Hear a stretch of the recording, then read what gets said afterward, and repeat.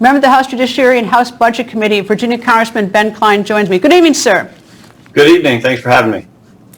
Thank you, sir. Well, about a week and a half ago or 2 weeks, the GOP in the House passed a bill to raise the debt ceiling, provided there were certain spending cuts and for a short period of time. It's, obviously it's dead on arrival in the Senate. President Biden says that he would veto it. So going to the White House on Tuesday, what is House Speaker Kevin McCarthy going to do? Can he budge on that? Was it an opening bid?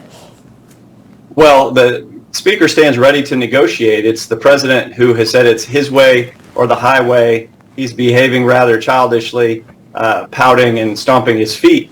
He needs to actually engage in negotiations. His staff has said next week's meeting is going to be little more than his restatement that it can't have any conditions on the debt ceiling increase. That's a non-starter in the Senate. That's a non-starter in the House. So we want to negotiate based on the bill that the House has already passed. And if they can't figure out what else to do, then the Senate should just pass our bill and send it to the president. It's not necessarily a non-starter. It's just what has passed the House to this point. Well, if Speaker McCarthy on Tuesday, if you say it's just sort of a beginning, let's negotiate on the current GOP bill that was passed in the House. If he does negotiate, doesn't he have problems sort of back home in the House, because he does have a number of Republicans who weren't on board in the first place on this GOP bill, but many who are just simply not willing to give anymore because they have different views on how the budget should be handled. So does the Speaker really have any room even within his own caucus? Well, the Freedom Caucus has put out a list of principles on which we'd like to see included in a debt ceiling increase. Those, for the most part, were included in the House bill. So the House Freedom Caucus is supportive of Speaker McCarthy's efforts. We consider that we will have a good communication with him as he's in these negotiations, and to make sure that whatever comes of the negotiations hopefully will have the support of the Freedom Caucus and of conservatives in the House.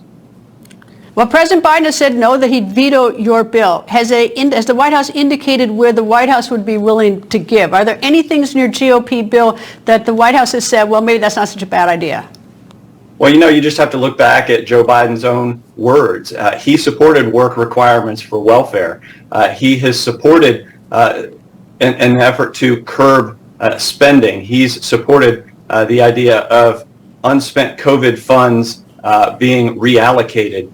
He supports the idea of energy independence in theory, even if he doesn't support H.R. 1 as passed by the House. So there are a lot of ideas in this legislation that he has supported in the past and that we think we can reach an agreement with him on moving forward. It's important not to just raise the debt ceiling so we can incur more debt and keep spending as frivolously, quite frankly, as we have. It's to put in reforms to the process so that we don't accrue this debt as quickly as we have in the past.